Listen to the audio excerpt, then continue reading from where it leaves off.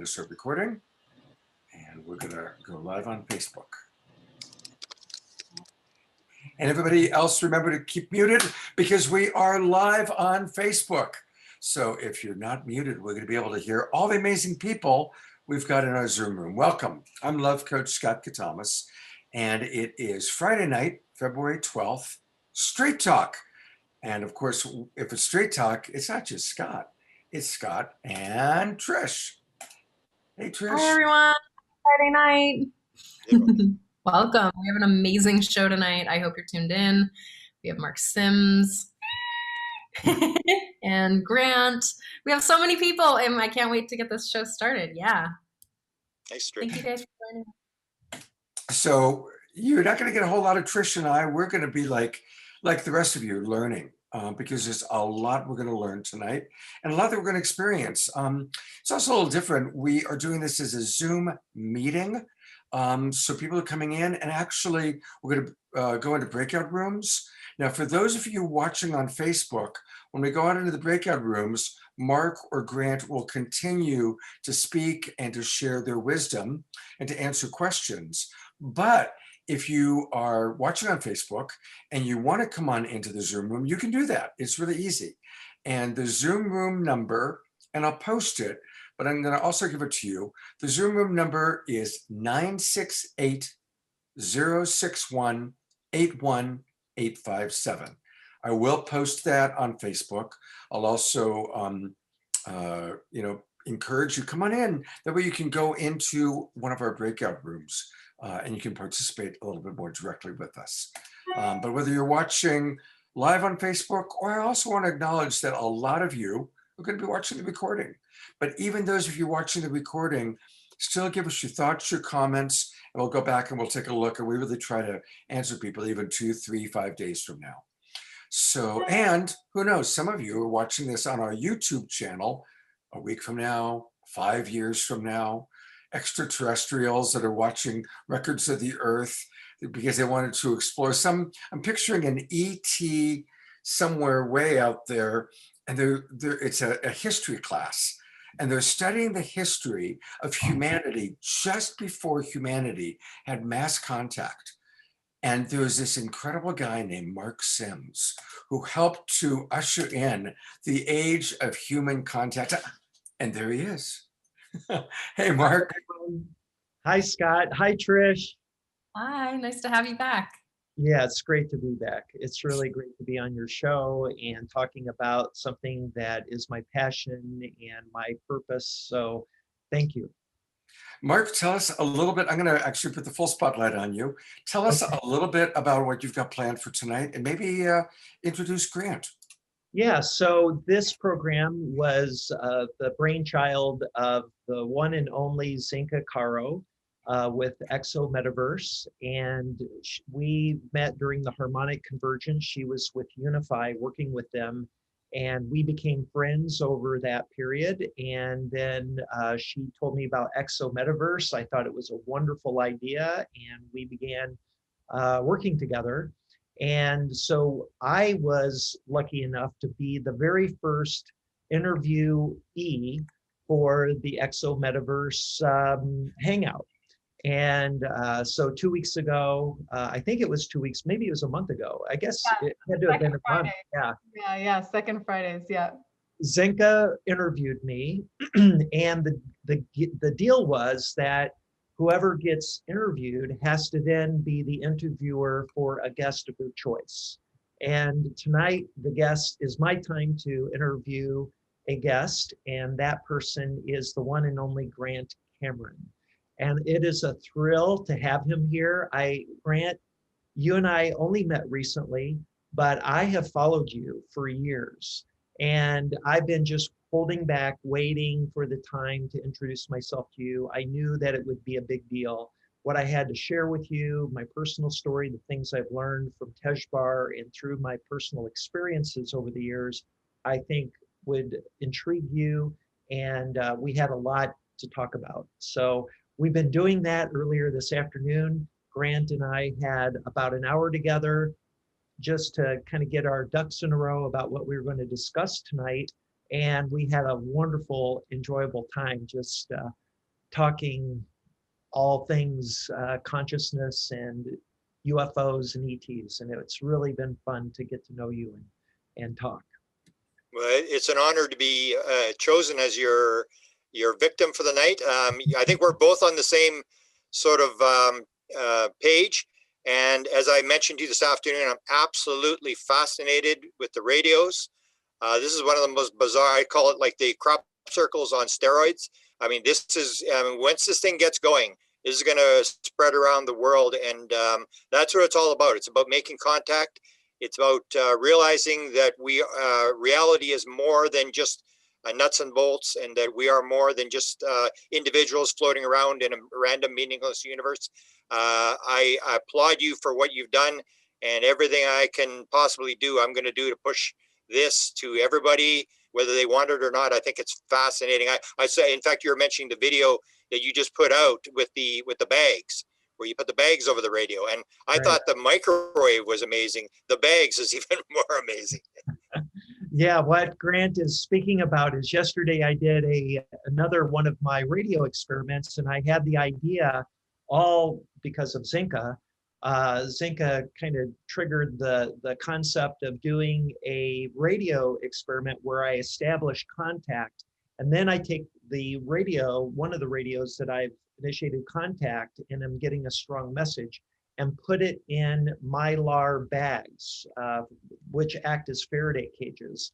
And I showed that when I put the radio into 7 nested mylar bags, that it was completely isolated, that I could not transmit from a 8-watt radio right next to the bags and make it connect to the radio inside the bags.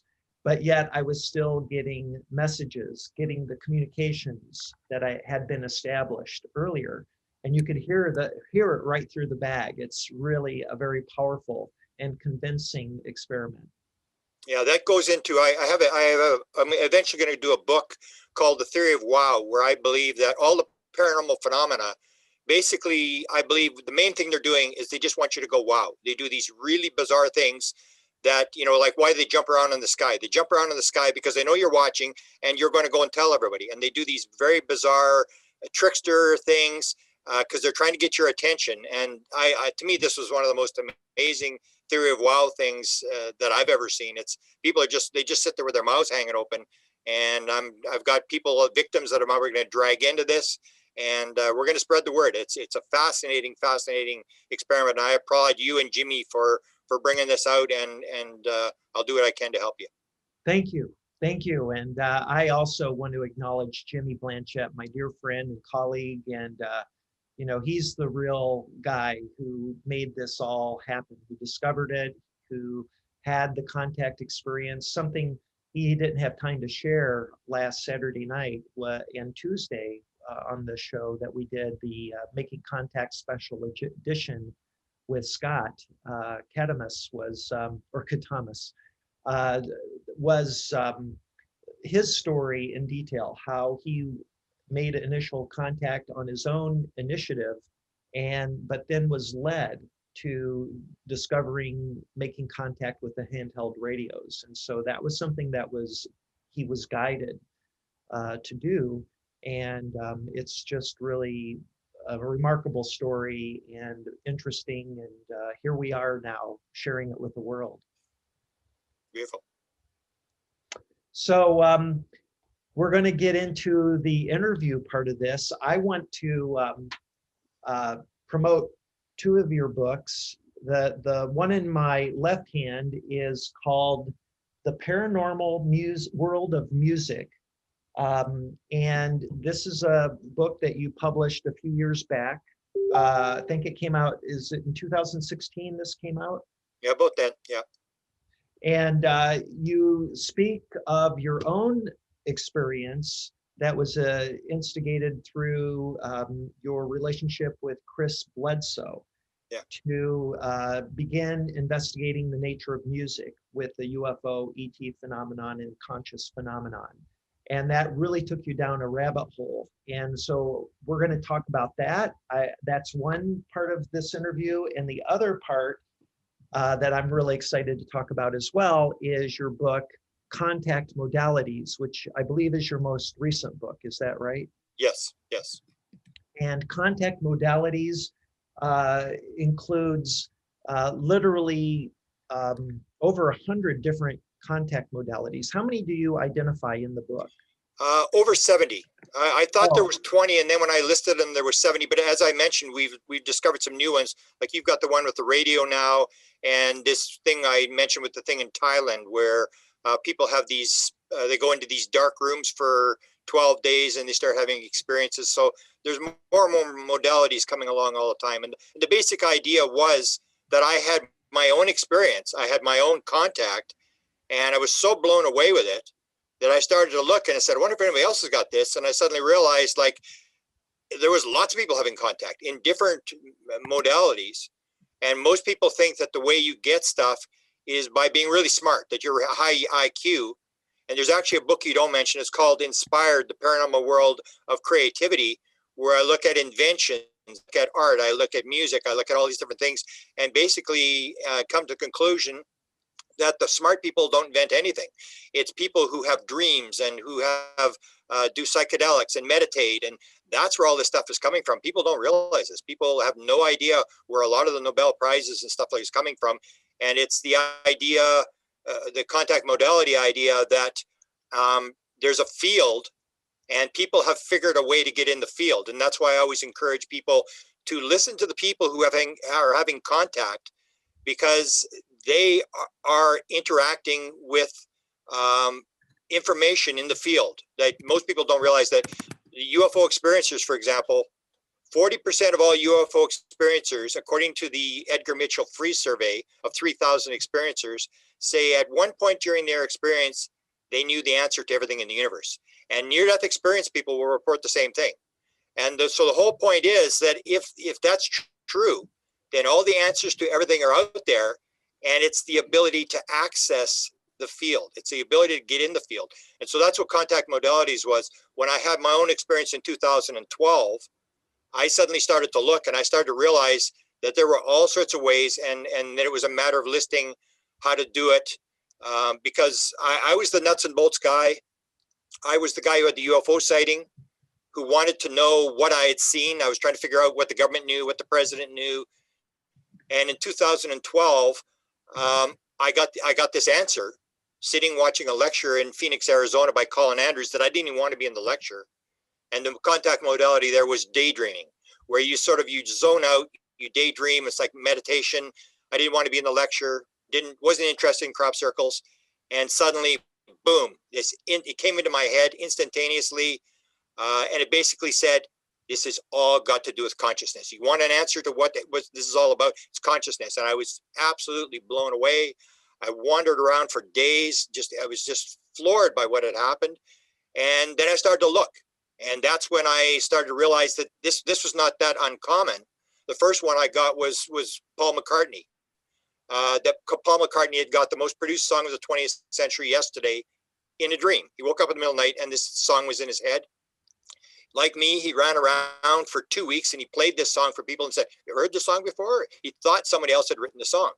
And then I went from that. And then, as you mentioned, the book Tuned In, where I got another contact, had another dramatic experience. And when you look back on your life, you realize it makes a lot more sense when you look backwards than trying to predict what's going to happen in the future, where I get this phone call from Chris Bledsoe.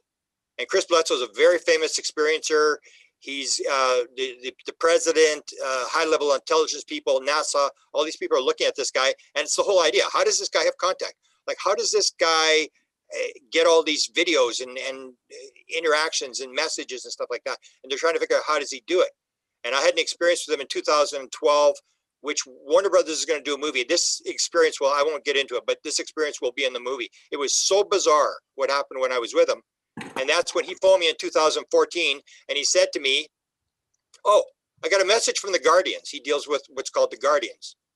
I said, "You got a message for me from the Guardians?" And he said, "Yeah." And because I knew it was the real deal, I thought, this is pretty cool. And that's when he said, "They want you to know the message is in the music." And that's when I said, "Oh, well, Chris, you may be talking to the wrong guy. I don't listen to music. I'm not interested in music." And he said, well, you should listen to Kashmir by Led Zeppelin. Whatever, Chris. And then the way they hook you into this thing, the synchronicity stuff, is they said, oh, the other one you should listen to is After the Gold Rush. And if you look at the lyrics in After the Gold Rush, you'll be shocked at the end. Neil, and he said, by Neil Young. I said, Neil Young's involved in this thing? He said, yeah, Neil Young's involved. I said, Neil Young grew up. I live in Winnipeg, Manitoba, Canada, which is like, even in Canada, nobody wants to visit here. And Neil Young grew up here. And that's what hooked me. And then I realized musicians had gotten it. And then I realized that artists were getting it. And I realized that even, the whole deal, the 7 books of Harry Potter, most people don't realize they came into J.K. Rowling's head. She woke up after having a nap, going on a train going into London. And all the 7 books of Harry Potter were in her head, all the names and the places and everything was flying into her head. She didn't have a pen to write it down. The Wizard of Oz came in a download. The guy was reading his children a bedtime story and the whole Wizard of Oz came into his head instantaneously. The 12 Steps and 12 Traditions, the AA book, after Bill Wilson died, there was letters found where he said to his priest, he said, I just want to let you know that a lot of the book came to me from a 15th century monk by the name of Boniface off an Ouija board. And so you start to see this thing that all these people are getting this stuff, they're getting in the field. And that's the whole idea, is the contact modality. How do you get in the field? The laser was invented. The guy was sitting on a park bench and the idea of the laser came into his head. The hologram sitting on a park bench. The theory of relativity came in a dream. The periodic table came in a dream. The quantum atom came in a dream. There's over a dozen Nobel Prizes that came in dreams or in inspirations, and people don't realize this. So it's this idea that contact, whether it's with ETs or intelligences or spirits or whatever, there are ways to get in the field. There are ways to access the field, and that's what contact modalities. I look at all these different people and I say, how do these people do it? And the bottom line of the thing is, it's the ability to shut down your left rational analytical brain, the little voice in your head that's causing the noise and keeping you in the physical world. If you can shut that down through meditation, through psychedelics, through hypnosis, if you can shut the left brain down, the noise decreases and you can pick up the signal. And that's the bottom line. But I went through all the different modalities and basically it came down to the same idea. You can get in the field. There are different ways to do it. And that's what the book is about. Grant, And I want to give you another wonderful quote that you can add to your list of people like that. Bob Dylan was asked, how do you write so many songs? He says, I don't write them. I just write them down. Yeah. Right? Yeah, he had one on, he actually said, even on 60 Minutes, they said like Blowing in the Wind came in under 10 minutes. So in the book on music, I have songs that came in less than 10 minutes. And I think I have like 150 songs. He said, where did the Blowing in the Wind come from? And he went, I really don't know. I guess from that well of creativity, I guess. He said, I have no idea where it came from. And or Michael Jackson said he was so embarrassed. He was afraid to put his name on music. He said, I did not write it. He was afraid to put his name on it. And you see this over and over again with these musicians. Or the most famous song ever to come out of Canada was American Woman. And that was by the Guess Who, which is a local band here. And they had the song. They were playing in Toronto. And what happened was they had a break. The guy had broken a guitar string, and Burton Cummings was in behind. And he's talking to this guy buying records. And all of a sudden, the second set started, and he goes running up on stage. And Bachman had broken the string. He said he had this riff, and he's playing this riff. He said, "Sing something." And he went, "American woman, stay away from me." They played this thing, and what happened was, there was a guy a kid in 1968, I think it was, had a handheld tape recorder and was taping it. He was going to bootleg the thing.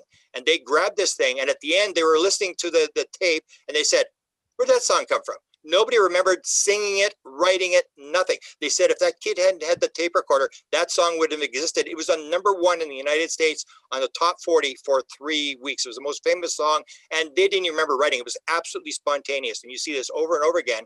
And musicians are very right-brained. Most people don't realize the vast majority of very, very famous musicians cannot read and write music. Reading and write music is a left brain thing. Practice, practice, practice, read, practice, practice. Right brain musicians, they sit there and they wait. You ask them, how does a song come? I don't know. I just sit there and wait for it, and it pops into my head, and then I go with it. They can't read and write music. Beatles, Stones, all the big musicians couldn't read and write music. People don't realize that, because creative music, real good music is right brain music. It comes, it's inspired, it comes in, or Yoko Ono said of the Beatles, she said, they're no different than anybody else. It was kind of like channeling. That's what she said. Yeah, I had the joy of interviewing Richard Bach, who wrote Jonathan Livingston Seagull. Yeah. And he really struggled receiving the royalties for what became this best-selling book and then a movie, because he literally channeled it from talking to a seagull, right? So, I mean, it can come from all sorts of amazing places. Yeah. And that's the creativity thing. So my bottom line, the way I looked at it, and I've done like 3 books on this thing, and I have another one coming out called, it's coming out in a couple of days, called Breakthrough, where I do psilocybin, which is one of the modalities that I was able to do very high dose. I use a tape recorder. I use a protocol that's done at Johns Hopkins University and stuff like that. And the way I look at it is like this. I say that there is nothing in the world except for consciousness. This is the way that it's been explained to me. There is only consciousness. Consciousness vibrates. And as soon as consciousness vibrates, the illusion starts. There is no physical world. There is no nuts and bolts. It's all consciousness. It's all vibration. And so what you have is a situation where people are able to change their vibration, and your vibration affects what reality you experience. So if you have a higher vibration, you can move into that reality. Or it's almost like the ocean. And so instead of saying consciousness, you say you're in the ocean. Everybody's in the ocean. And we are in the very lowest part of the ocean. We're in the very dark part of the ocean, where we really can't see too much. And then what happens from time to time, someone like Mark comes along with the radios, or somebody gets a contact modality, and then they suddenly learn a way to sort of get buoyant, and they move higher into the water. And the higher they move into the water, the more light there is, and the more they can see. And suddenly they can see, fish, and they can see spirits, and they can see aliens, and they can see their dead grandmother. And then they ask their dead grandmother, so what level am I on? And the dead grandmother says, you're not on any level, you're in the water. It's all water, there's nothing. And the thing is, you go higher up, and the higher you get, the more you can see, and then you pick up stuff, and that's the modality. And then you float back into the darkness, and you tell your friends, oh, I talked to my dead grandmother. I saw this, I saw that. And everybody goes, yeah, sure, cut down on the meds. You're going crazy. It's that analogy, is that we're all in the water, and it's all the same thing. It's all one thing. It's all consciousness. And you can control how you vibrate, what kind of reality you're in. And we've made the mistaken idea that everything is separation, that there's me, you, I'm separate. And anybody who's done the experiments on the ayahuasca will realize, whether it's Sting, the musician, where he said, I suddenly realized, my ego was crushed, which is your left brain being shut down. Your ego is shut down, your left brain. And I suddenly realized everything was alive, conscious, and connected. And people all say this. When you get into that field, you suddenly realize we're all one thing. And it's like it becomes, and that's where all the problems come in the world, to me, is that your problems come from the evil, I say, is all the mistaken belief in separation. So it's like a football team, where you're the quarterback and you say, okay, here's what we're going to do. We're all going to work together. We're going to win this football game. And okay, you do this, and you guys block. And then the people go, block. I'm not blocking. Don't tell me what to do. I'll do whatever I want to do.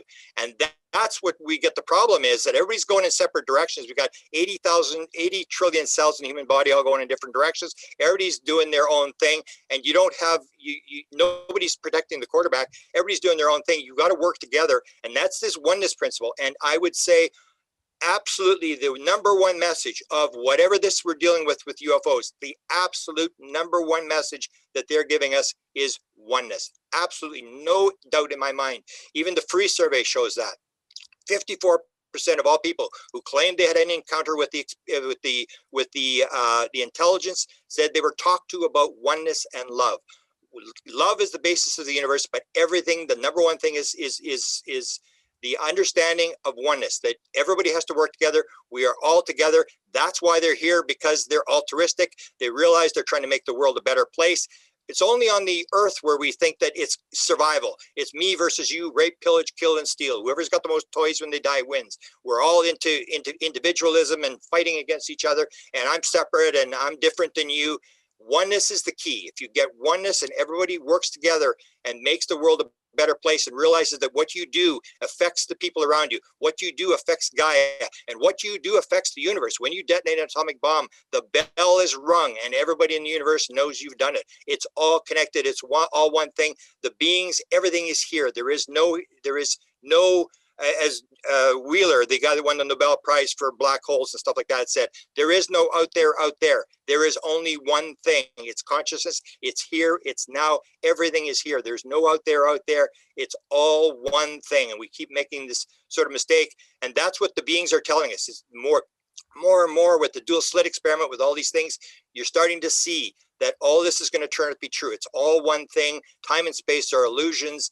And the beings are just trying to get us that idea of the fact that we are one, or as Bashar said, the one is the all are the one.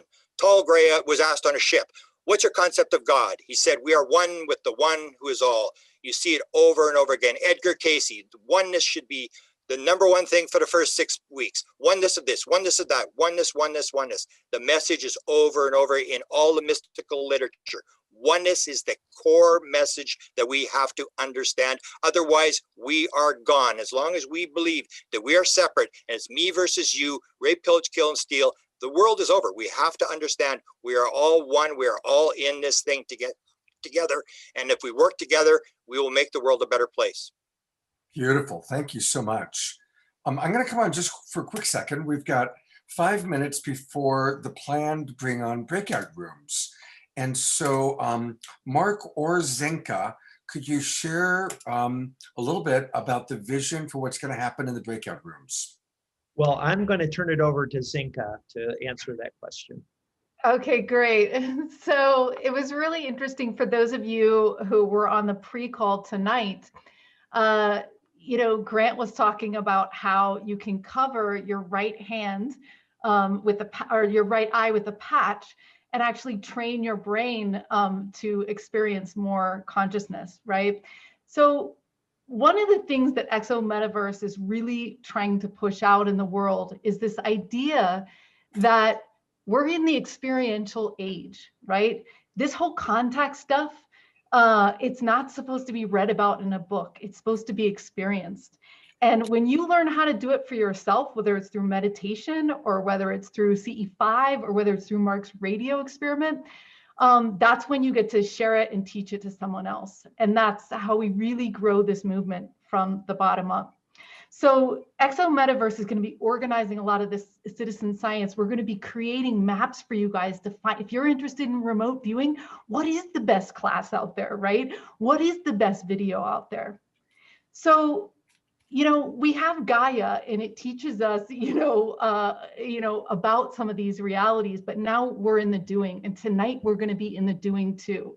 So this isn't just, a show where you're not involved. You're here, and we're so glad you're here, and we're so thrilled you're here. So we want you guys to connect with each other. It's something that we've heard over and over again is people need to talk about these experiences. They need to ask questions.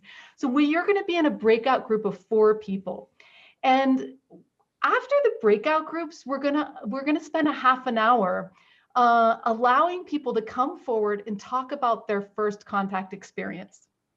Okay, it could have been plant medicine, it could have been meditation, right? So you're gonna have 4 minutes or left, and we're gonna take as many people as we can get into that half an hour for the My First Contact hashtag series that we're doing across the network. So you can talk about that when you go in the break-in rooms. You can talk about your first experience, or you can talk about some questions that you're having, or you can talk about something that's coming up in your life or some of the curiosities that you have. So it's up to you. Each person gets about 4 minutes, right? Because we're gonna have 20 minutes total. You can have a little bit of back and forth. If you don't want to go into your breakout rooms, you don't have to go. You can stay in here. Mark's going to continue to ask Grant some questions, and we'll see you back in 20 minutes. Enjoy. Okay, so I have the breakout rooms all ready to go, and I am now opening all the rooms. And again, it's important, all of you are now getting a little message that says, click here to join room. And so definitely you want to do that. Click there so you can go into your room. And you do, as she said, you have the option of staying and listening to more of Grant and his wisdom, and Mark Sims. What I will do is I will take a look and see if there's particular rooms where there's like only 2 people or 3 people based on who hasn't joined. And then what I might do is I might move people around a little bit so that we do have 4 people in each room. So everybody do please click here to join room. And looks like most of you have not joined. Yeah, a lot of people have not. There we go. So again, I'm going to wait one more moment and click if you want to join. And if you haven't, then I'm going to start moving people into other rooms. And for those, we've got 5 people that have just come in. I'm going to assign you guys to rooms. And again, just click if you want to join them. Okay, I'm going to put the spotlight back on Mark. All right. Well, thank you, Scott. And for those of you that have decided to stay with Grant and myself, we'll try to keep this going and keep it entertaining and interesting. I'd like to have Grant share his first contact story. Could you, it took place in 1975, is that right, Grant? Yeah. Yeah, it took place. I always point out the fact that I was raised very religious. I was supposed to be a minister. They intended that I was going to be a minister. I was preaching very young in church and stuff like that. But I really had faint hope that there was any miracles in the world. You hear paranormal stories. I'd read Edgar Cayce. I had no interest in UFOs. So the only reason I went to have this experience was that the small town was seeing these objects, and I said to my friend, let's go out there instead of driving around the city. He said, okay, we'll go. We didn't go for 3 months. And then the local TV crew, this is why the experience keeps dragging you in. Like there's another side. This is not random. And they got a thing, they got this thing on the ground, jumping off the ground. They photographed it jumping off the ground. The guy who filmed it had never shot a TV camera before in his life. It was just the weirdest thing. And then it went viral in the city I was in. And I said to my friend, come on, let's go. So I always describe it as I bought the lottery ticket, knowing there was a chance I could win, but knowing I'm not going to win. Everybody else will see something. We're not going to see anything when we go out there. We went out, we drove around for an hour. We didn't see anything. I had no interest in background in astronomy or anything. I didn't know what people were looking at. We were looking at it, it's like, what are they looking at? And it's like, and so an hour later, my friend said, okay, we'll go into the town. Carmen was the name of the town. We'll go in one more time. If we don't see anything, let's go home. And my exact words were, fantastic. This has been a total waste of time. We turned the car to go back in, and it appeared, and it was not a light in the sky.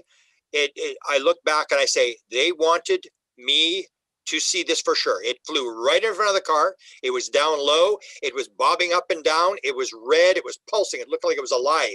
It was this plasma object. And I just went, and everybody in the car did the same thing. They went, there it is. Nobody said, oh, is that what they're looking at? I wonder if that's what, there it is. It's like, and I just fell off the edge of the earth. I mean, I was getting out of the car. The car was still moving. This thing was down low. It was going in behind these school buses that were parked outside the town. And I still remember I was watching it as it flew away, and I just went, oh my goodness. And it was just and it occurred to me, what was it doing? And that was, I remember that from 46 years ago. It was one of the most important things was it wasn't doing anything. It was the theory of, wow, it just wanted you. Here we are, like here we are. You see us? And then the second night, it came directly at us. I dragged all my friends out the second night. And I said, you got to see this. Like, it's almost like I get very excited. It's like, oh man, you got to see this. This is the most amazing thing you've ever seen. And I dragged all my friends out. And there was 25 people on the road where we were, because a lot of people in the big city where I live were going out there. And we waited, and nothing happened. My friend said, we're going home. I said, no, you got to see this. Stay. This is the most amazing thing you've ever seen.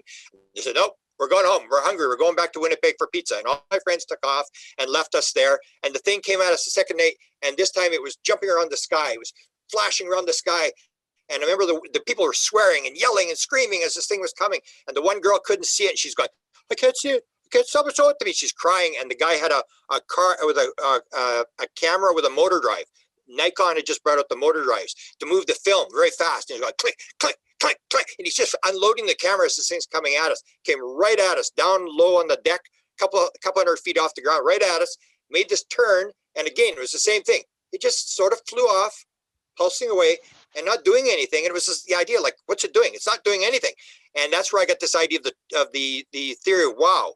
They just want you to go, wow, because I just went crazy. The rest of my friends went on with their life, and I just went crazy. But I went to sleep until 2012. I was busy trying to figure out who had the answer to what I'd seen. Because I said, I don't know what this is. Somebody's got to know what this thing was. Somebody's got, and I went after the Canadian government, who were working with radios like you. The Canadian government was actually working with radios. They were actually had communication with an alien by the name of AFA, and a second alien by the name of Tyla. And they actually, the program was actually shut down when they had a radio communication that this thing was going to fly over. The thing flew over, and they actually captured it flying over the nation's capital. And that was it for the government. It's like, no way. I mean, we're shutting her down. Smith can't talk anymore. And so they were doing this thing where they were sending signals out. Smith was the top radio engineer in Canada. He had done this sort of thing. So I went after them. I went after the president of the United States. I went after the top CIA people and they know who I am. I went after them. I was very open about this.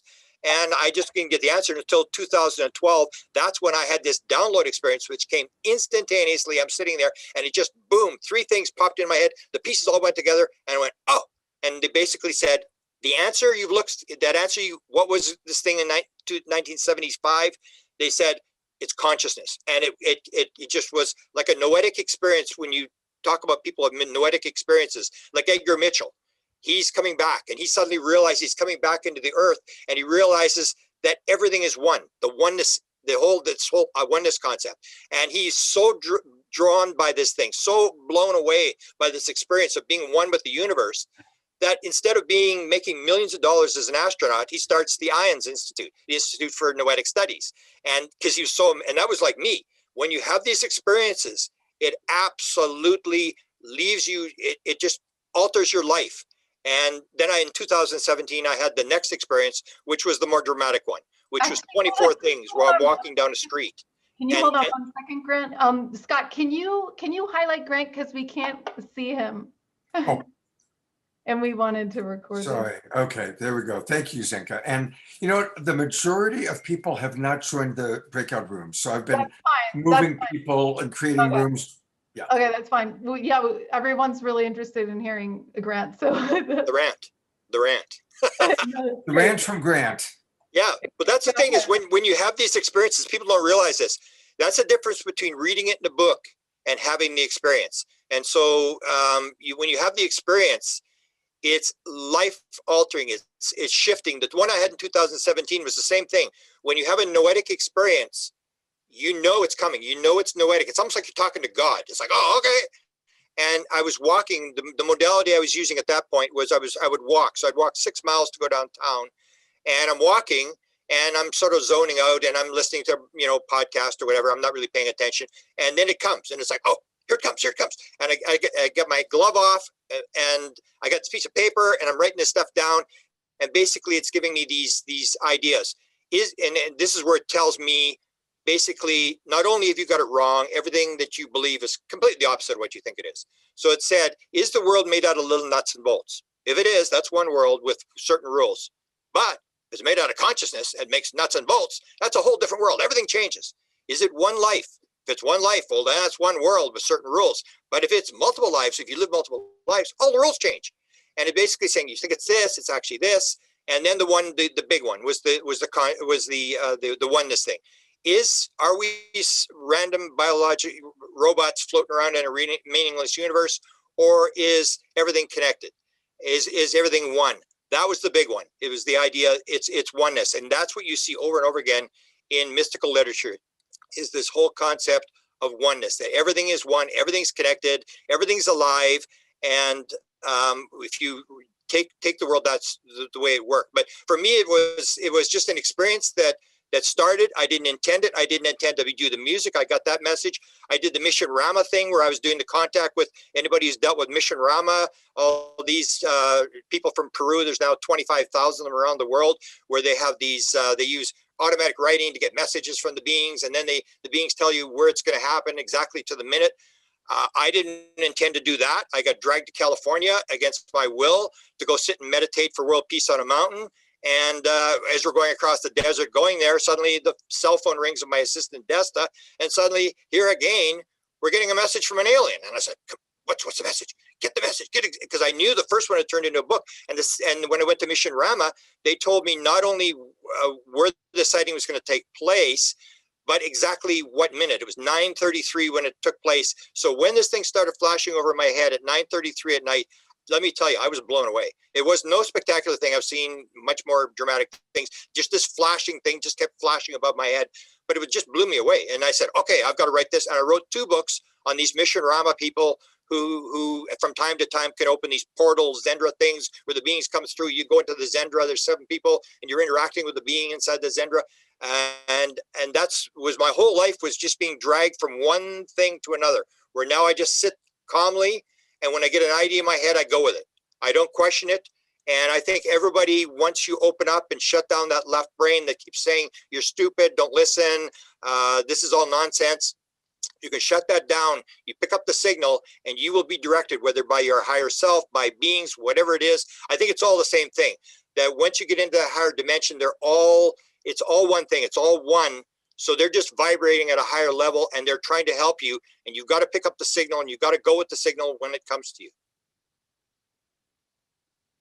I'd like to interject and share, some of the things I learned through my Tejbar communion, and that speak to this question of consciousness. And one of the big takeaways that Tejbar mentioned to me is that a way to look at ourselves is as a stringed instrument.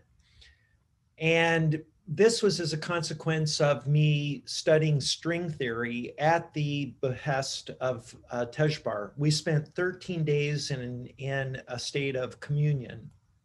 And during that period, he directed me, or he didn't direct me as much as I asked him questions. So he was like, imagine having direct access to the Godhead and being able to ask any question, and the answer you're getting is like blowing your mind, and it leads to a follow-on question and another question. And what it all led to is that we are consciousness.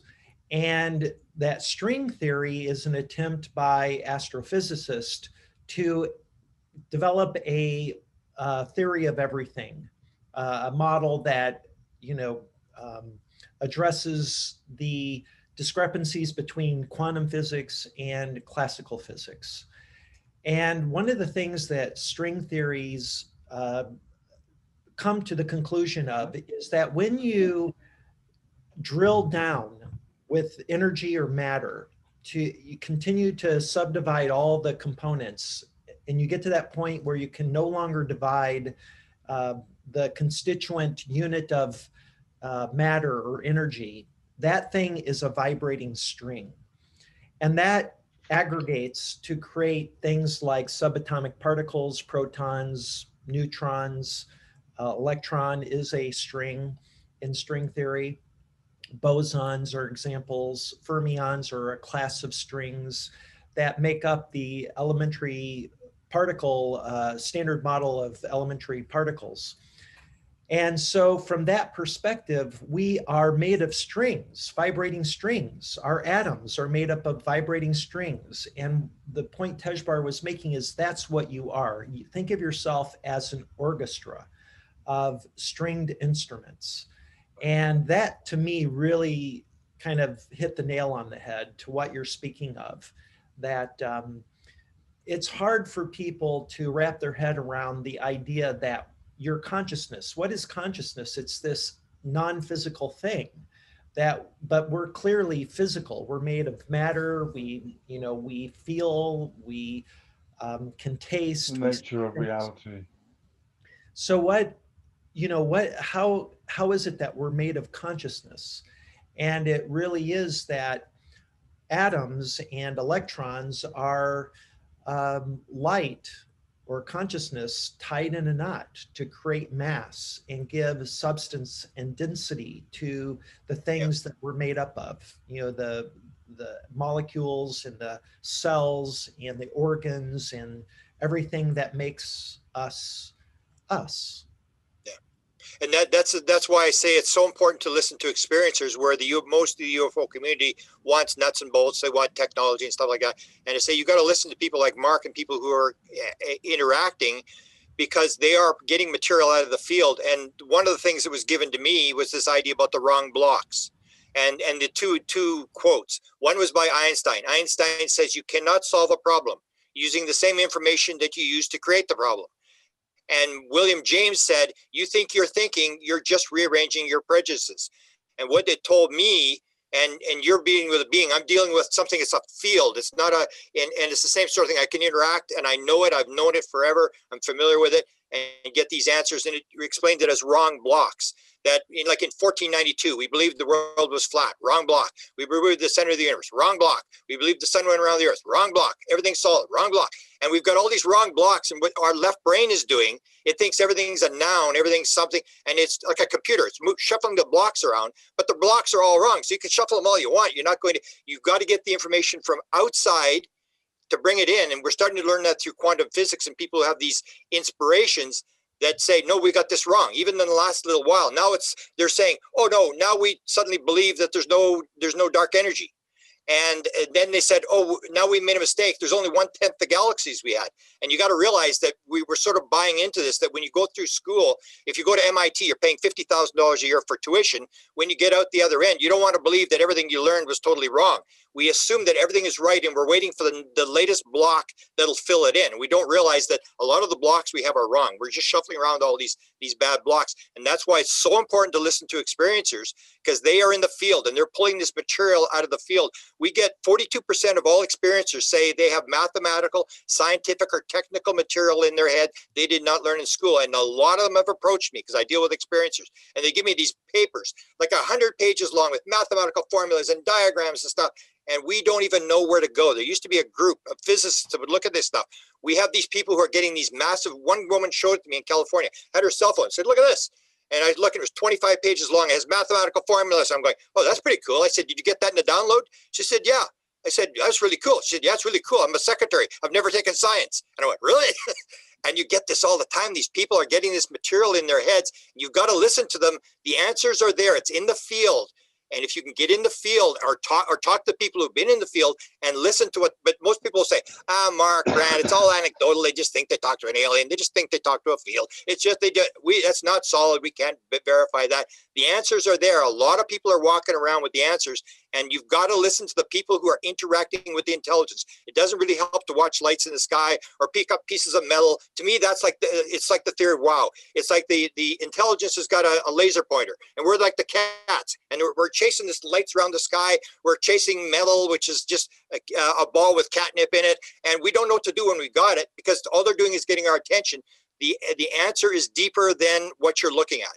There's a message behind. Why do UFOs have lights on them? They have lights on so you can see them. They want to wake you up. They want to say, hello, there's more to what's going on. It's not the real world you think it is. And that's the message they're trying to get across to you. And that's why you've got to listen to the experiencers, because there are a lot of people, I guarantee you, a lot of people who are in the field, and they are talking and they're getting information that this world could use. So I have a big question for you, Grant. Yeah. The bottom line, what is it that they want us to know?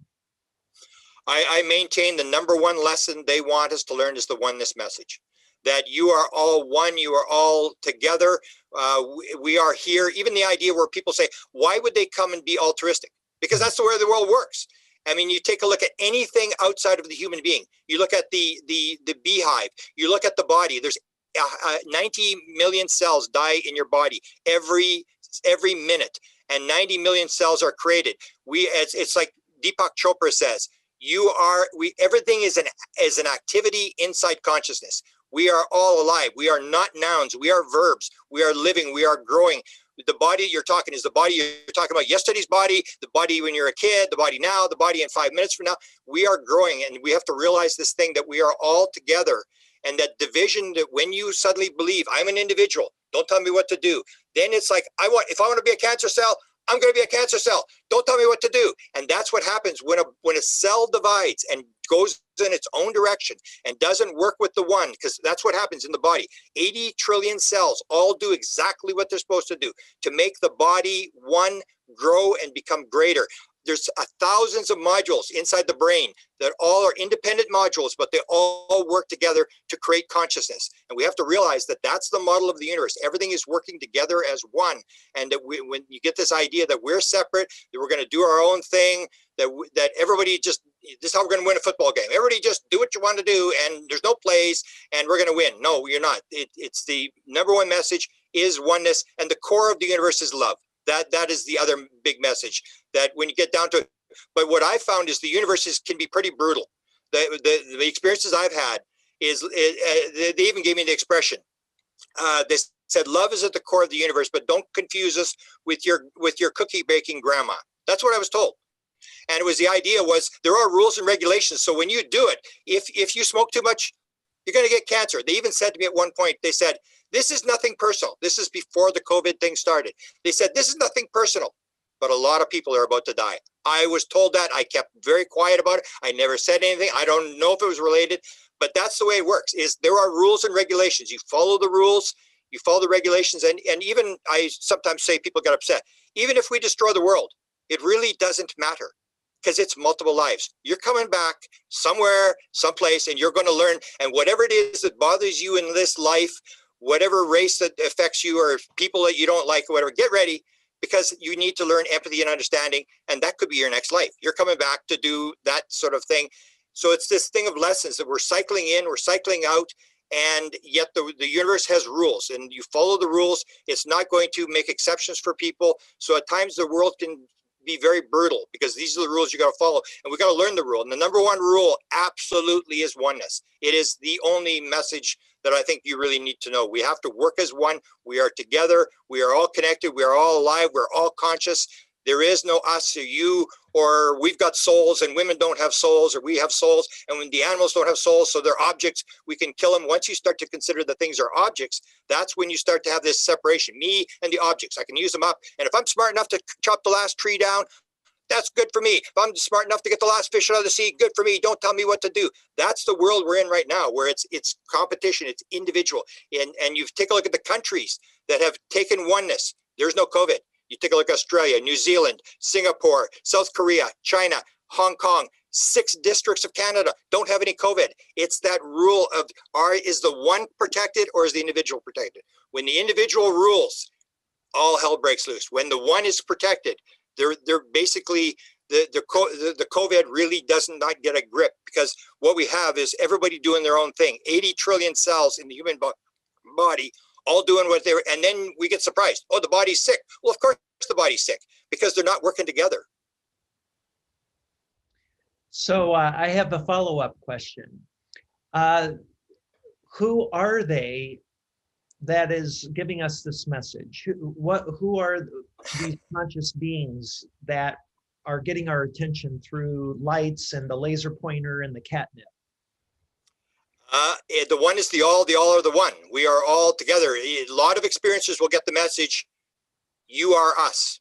You hear this over and over again. Or a lot of people, a lot of famous musicians. For example, John Denver believed he was from the constellation Lyra. Patti Smith, who's the first woman to sing on Saturday Night Live, said, I was dropped here. I'm not from here. I don't look like anybody in my family. I was dropped.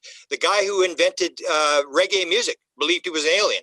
You get this idea that we are them. And that's the idea of separation, is we are them at this vibration. It actually may be your higher self that's actually talking to you.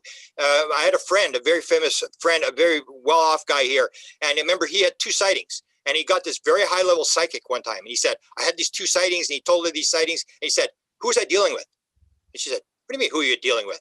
Well, where were they from? She said, they weren't from anywhere. You sent them. You sent them to yourself to wake yourself up. He said, I did. It's that concept where you may be, especially if I'm a big Michael Newton fan, which was a big thing where I saw Dr. Michael Newton, The Life Between Lives. I saw him lecture live. It was one of those things where I walked around for 2 days. I couldn't figure it out. And they have the concept of dual souls, that you can live 2 lives at the same time. So if you're in this situation, you could be the being that's interacting with you. You could be both. That there is this idea where we always want to separate. There's us and them. But in terms of oneness, we're all the same thing. We're all expressions. We're all sparks of the divine. I think that's what goes back to this basic mystical literature. And we get this identity, but identity is ego. And ego is the big problem, because when you get the identity, there's me, then you get self-rumination, which causes depression. And when somebody commits suicide, that's the ego wins. That's me. And you hear these, you know, the expressions and all this kind of thing. When you realize that you're one with everybody else, all of the problems come when you start to self-ruminate and start putting me ahead of everybody else. Great. Well, I agree with you, and I would add, and I want your perspective on this. I would add that we do have extraterrestrials from other star systems visiting this planet, and they have advanced technology. I believe they're spiritually more developed than we are. And they're operating from a perspective of kind of keeping hands off until we're ready for contact. And that's why it's starting to happen now as opposed to 100 years ago, although there's, you know, clear evidence of contact having been made 100 years ago. But it wasn't as significant, I believe, as it is now. And that's because we've come much further. We're a century more advanced technologically speaking, and that has helped us prepare for the reality that we're not alone. That's going to be a big shocker for a lot of people. Okay. Let me talk to that, because I differ a little bit on people. I'm going more the Jacques Vallée. I used to think Jacques Vallée was crazy. This idea that it's actually ET. The one message is all the world's a stage. All the men and women and aliens and spirits are but actors. They have their entrances and their exits. And one of the big messages they want you to realize is, Mark, remember who you actually are. You're not the player on the stage. You are not a human being either. You are playing a human being on the stage. You are the person who's watching the play.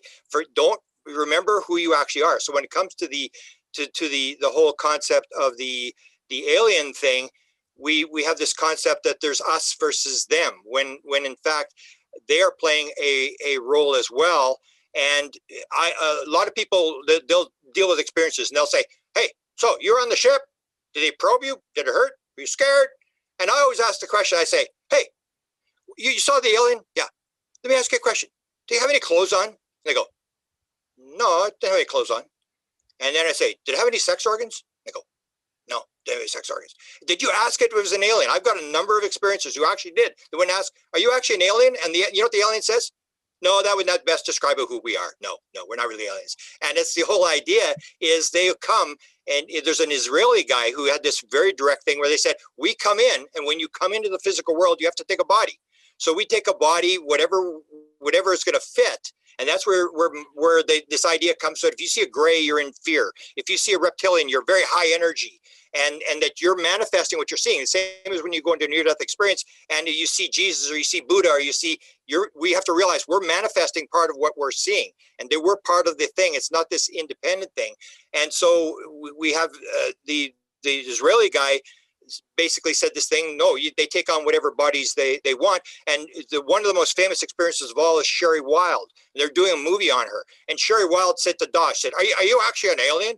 Are you, because he was coming as a gray, and grays come from Zeta Reticuli, and he said he was from Andromeda. So the publisher said, this doesn't make any sense. Well, go and ask him. Go ask him. So she went. The doc came the same night. She said, my publisher wants to know. You said you were a Zeta. You look like a Zeta, but you said you're from Alpha Centauri. Are you actually an alien? And he said, that's what he said. No, that would not best describe who we are. We are, what's the word? Eternal. We are etheric beings working on behalf of the creator, something to that effect.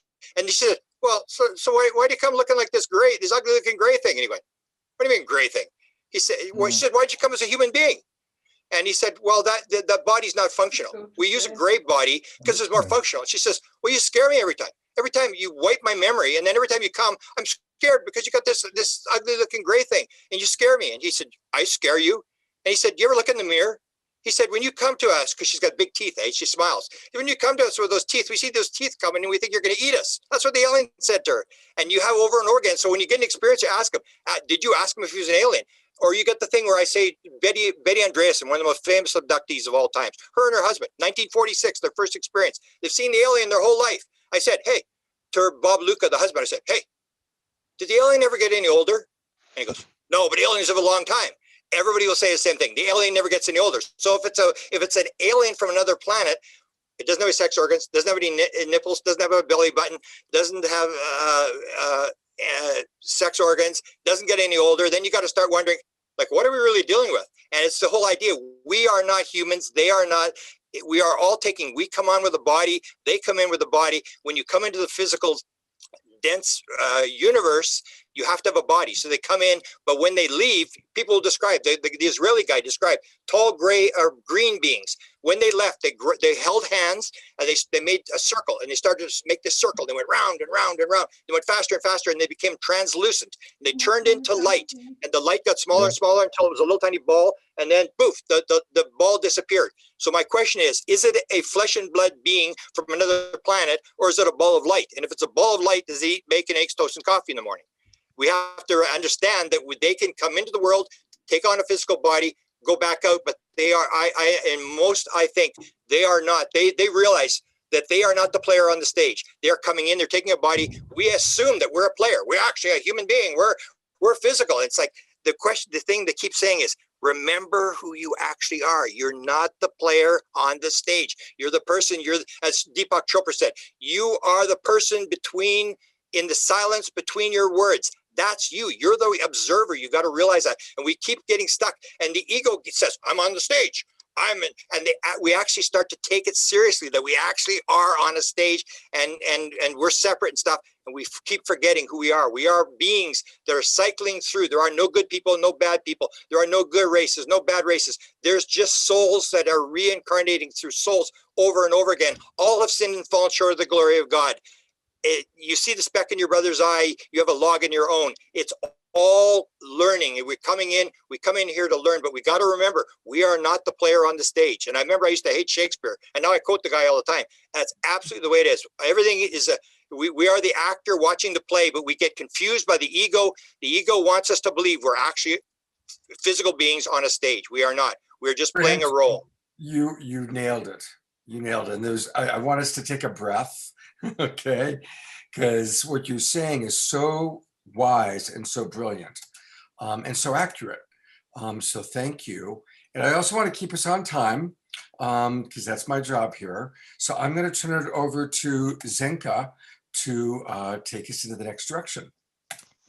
Yeah, that was amazing, Grant. And it really was like one of those downloads, that channeling that you were talking about, so much wisdom coming through. And the next section of this experience is going to be the final half an hour.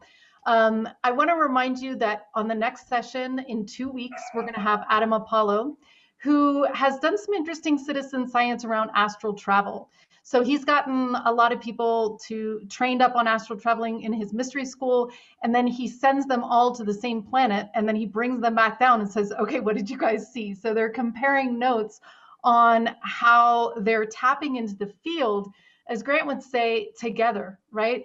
So it's going to be really interesting. I'll share the link. It's a members only hangout, and it'll be on the 26th.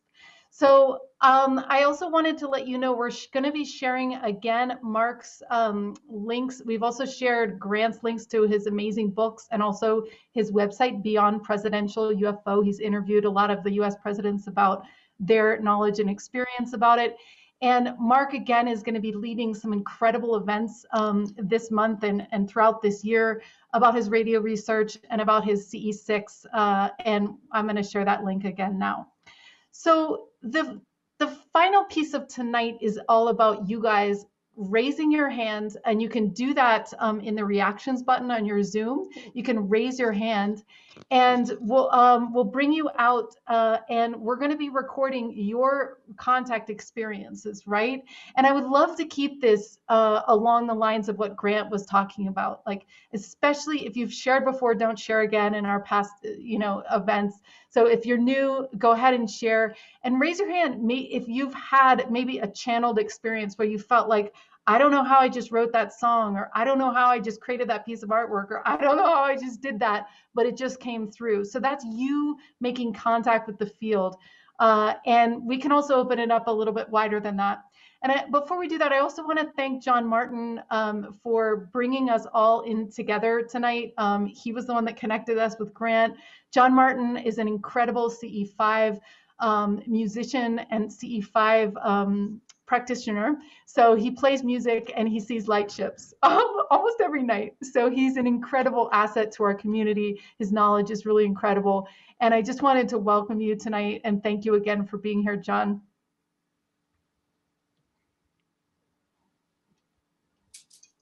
Thank you, Zinka. It's such a great pleasure to be here. And Grant, you've always been a really big influence for me as well. And I've used music to connect with the universe. I've spoken to President Carter about UFOs, and we had dinner together. And that was the impetus for me trying to experiment to go out and just project music and positive thought into the universe. And almost immediately, I had a purple dome-shaped craft with a pink ring around it that came over our home, and then 4 beautiful craft in a straight line, and then really massive cross and crescent-shaped craft that came over. And they've given me many gifts in the form of cloud shapes and hearts, and I've had beings come in from different portals, and it's just been an amazing thing. And it's what I like to do is just project what I love, which is music. And that's a crystalline, very important piece of my being that I project into the universe. And I think everybody, my phone does that, sorry. I think everyone has something that's very special and important to them, and use that to project into the universe. And you will be surprised. Just it's almost an immediate reaction. And I've had hundreds and hundreds of these beautiful events that are interactive, and they're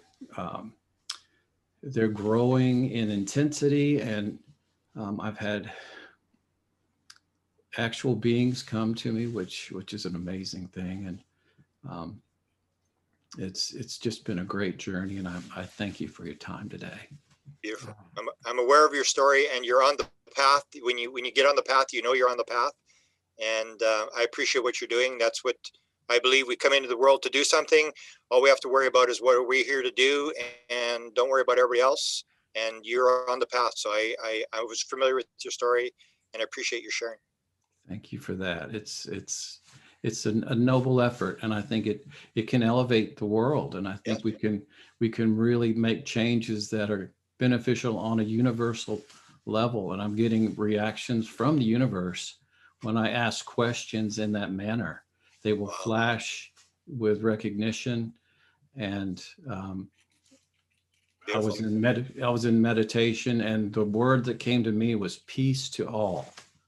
And that was over and over. That word just came to me, and I wrote a piece of music called Peace to All as well. And I've been on national television twice now, and so I'm trying to share the message, and it's really been an adventure up till now, and I have no intention of stopping. Beautiful. Beautiful. Thank you. Thank you. Thank you, John. So we're going to start hearing from some of the people. And just a reminder, if you want to speak about your contact experience, please make sure that you've got your name in your box so I can identify you, and then send me a message in the chat box, and we will do it. So we're going to go with Catherine and then Intelligy. And a reminder to please keep it to ideally 3 minutes, 4 max. What I'll do is at 3 minutes, I'll just kind of give, if people are at 3 minutes, I'll keep a stopwatch. I'll try and kind of say, okay, I'll come on. You'll just see me briefly kind of giving you a little, let's wrap it up. So we're going to hear now from Catherine. Hi, everybody. Hi, Catherine. Hi, I'm so happy that I found you guys tonight. I actually just found you a few minutes ago when I signed on. I'm thinking, oh, I hope I can get on. So yeah, I'm really happy to be here. I heard you, Grant, you were talking about so much stuff that just resonates so much with me. And Mark, I want to tell you that I really enjoyed your program over the summer. that it really made my heart explode, because I've had so many experiences over the years myself, and I'm so grateful for every experience I've ever had. Um, yeah, so I feel like, the beings that I have had experiences with are beautiful, heart-centered beings, and they come to me in all different kinds of ways. They show up here in my yard, in my consciousness, in my dreams. As I'm waking up, I see them. They speak to me. They speak through me. And they left me so much evidence of their appearances over the years. They come through in all different synchronistic ways, so many creative ways that blow my mind, that I just constantly am in awe of the love and the joy that they bring through. And I've been documenting this for years, and they want me to write about it, and I started doing that. And I'm gonna be doing some, putting some books out there eventually. But Well, I encourage you to do that. It sounds to me like you have some amazing things to share with people. And I have been inspired by people before me who had the courage to come out and share their own experience. And that's what ultimately gave me the courage to do it on my own. And if I can inspire you through what I've done, and just seeing you tonight and hearing you, please share. You should write it and oh, publish. I am. I've been writing for 4.5 years now, but it keeps kind of getting on hold, and then I'm into something else. So, but I am definitely, I've been in the process for quite a few years, but I'm going to get it out there. And I feel like I just can't wait to meet everybody, because I know so many people are having these experiences, Right. and so many people are open to these experiences too, which they're for My, everybody. my assistant and I help people with books. So if you need help on getting it out there, we can help you, show you how to do it. You are in the Super Bowl of all stories. 500 years from now, everybody's going to think these are the luckiest people in the world. You're in the Super Bowl. You should record your story. Go ahead and do it. Oh yeah, yeah. It's exciting. I know it can be lonely for people too, because a lot of times family members don't understand this. And so, people can feel very isolated. So that's why I think these kind of programs are really good, to bring people together so they can talk and share. Because a lot of times, people end up where their relationships fall apart, their marriages fall apart, their family kind of even turns on them and thinks they went crazy, That's the, you got to realize though, that's the pattern. That it's Yeah, almost like that is that's the part pattern. of the way it works. Yeah, That I to keep you was grounded or shown, something. It's always that way. I was shown, I had a big awakening about 12 or 13 years ago. And, they thought I went crazy because I was seeing all my spirit guides and my deceased relatives. But my guides wanted me to see that a lot of people that have these spiritual experiences, they end up taking them to mental institutions, and they get put on all kinds of medications. Well, they're not crazy. They're having spiritually transformative experiences, which are part of this, the UFO ET also. You're absolutely right, Catherine. I'm going to come in just because we've got 7 people who want to share. So I want to, share the wealth a little bit. Absolutely. So if each person could really keep it to 3 minutes, so we have time to hear from everybody. And I'm going in order of how I'm seeing people. So Intellichi, do you want to turn your camera on? I'm good with it the way it is. I'm in bed. Okay. And I'm handicapped. Okay. I'll keep this short. One of my experiences, my most recent experience, I have so many, and I agree with so much of the things that were said. Thank you for being you, everyone. So I'm at the supermarket, normal day, clear sky. I'm climbing out of my car. I decided to look up. I have you call the angel numbers like 333, 444, 11. I had one of those callings. I look up. and there's an orb, sort of like a mylar balloon, but obviously bigger and not flying in those patterns. And it was there. I knew why it was there because there was two low-flying airplanes have a local airport, so there's a lot of Lear jets coming and going, and then there's a little Cessna traffic, and these two planes were pretty much getting close to each other, and that's why it was there. I knew the consciousness right away. I could feel into it. I knew it was there. I looked up. It made sense to me. I had that sense like the movie Horton Hears a Who. We're here. We're here. Where all consciousness exists inside of one little dandelion. We've all been given that already, but can you expand that to be real in your life?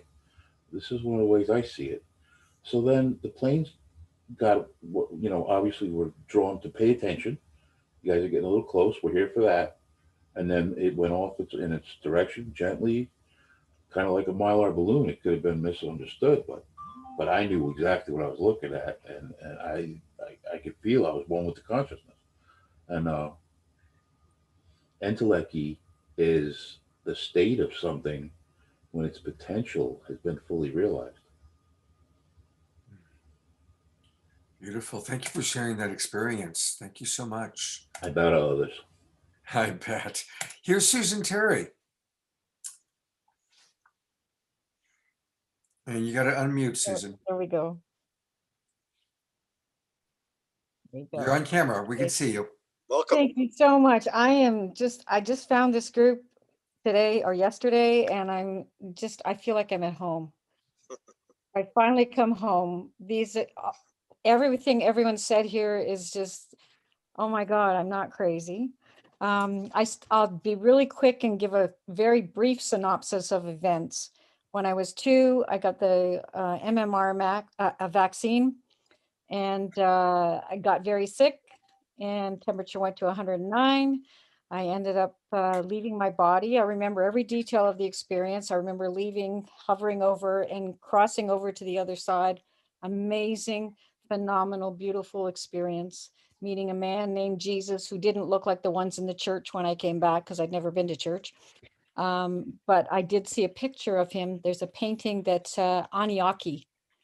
Akiani painted of Jesus. And that was the man I met on the other side. And he sent me back. I learned I was in a coma for 2 weeks on life support. Years later, I learned about this. I had amazing experiences of wonderful gifts that I thought everybody had. I thought it was normal to see auras and to see spirits and to read palms and cards and tea leaves and all those things. It was just normal. And I thought everybody could do it. I didn't find out till my teens that wasn't the case, but that doesn't matter. When I was 17, one night out with my boyfriend in Niagara Falls, I'll do a short version of this story. We were rushing to get back home late at night. It was 1 o'clock in the morning, and the sky in January, it was very cold, but the sky was crystal clear with a little sliver moon. And we came up by Shadow Gay Winery near the country, and there was an old schoolhouse about 100 feet ahead of us. The van died, just died. No click, no nothing. And I saw these lights hovering over the schoolhouse. And at first I thought it was a helicopter. I said, what the heck's a helicopter doing here at this time, 1 o'clock in the morning? And then I realized it was disc shaped, had a green pulsing light underneath, red and white going around, and it was hovering there. And I thought, oh, since I was 4, I used to pray for a spaceship to come and take me home. I prayed at Star Sirius. And I thought, oh, my ship's here to come and get me. And I was about to run out, but my boyfriend freaked out and grabbed me.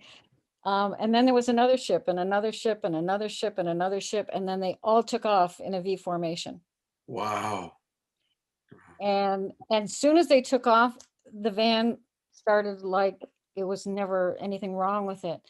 But since that time, from that moment, I knew that everything I was experiencing was a falsity. It wasn't the reality of the consciousness that you were talking about, Grant. And so I started having these very prophetic dreams, recurring dreams that were like a full feature length movie from the time I fell asleep, supposedly, but it was more of a waking dream because I was there, I was present, and I was seeing from these eyes out. And it was all about the future and everything that was to come and everything that's already happened. I saw everything up to this time and beyond. So I've been aware of all these things that were coming, and it's really hard to warn people because they think you're crazy. But I was given this resounding message in each of these dreams was that only those who consciously acknowledge the prime creator, God, as the source and essence of their being as love will survive the apocalypse that is to come. And that apocalypse has begun, by the way. Thank you. And I so apologize. I hate having to cut and people off, I'll but I cut want to because I get know it's everybody. long. So I'll stop right there. Yeah, thank you so much, Susan. You're Thank welcome. you. All right, Greg, it's your turn. Hello, everyone. This is a story that of an event that took place in '94.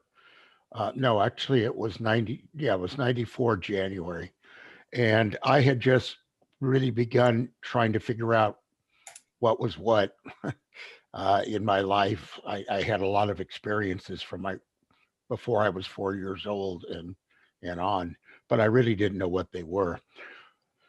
But at this point, I was exploring near-death experience and starting to read some books. And I went with some people that I work with, some women that I work with who went to Cozumel. And one evening I was sitting on the porch of my place and I was a little bored. And my friend Debbie said, "Here, why don't you read this?" It was, excuse me, it was Elizabeth Edy's Saved by the Light or Embraced by the Light or something. So I spent hours just reading it. And at one point, I suddenly saw that there was really no separation between us here and those that supposedly died while their human shell dies. And I literally saw that everything was completely connected and there was no separation in in everything. And as I did that, the forest lit up became a gold color. It was absolutely amazing. And I've never forgotten it. It changed me quite a bit. And then from then on, my world was spun over again and again. But that's all I'll say at this point. But Well, thank you so much for Thank sharing. you. What a beautiful experience. Thank you. It was. Thank Carol you, Stace- Greg, and thank you so much for all your help on the Exo Metaverse coding. We really Absolutely enjoy it. appreciate it. Okay, Carol Stacy, you are up and the camera's on you. I'm mute. Okay, folks. All right. My cousin and I saw, we were playing badminton over the garden wall. This was 1956. It was a daylight sighting. And we saw this silver disc just hanging in the sky, absolutely silent. And we were used to seeing the military aircraft going over and also the civilian aircraft going over into Heathrow Airport. And then there were strange things going on after that. I had what I thought were dreams about being on a slab at Stonehenge and they were trying to get into my mind and I was screaming.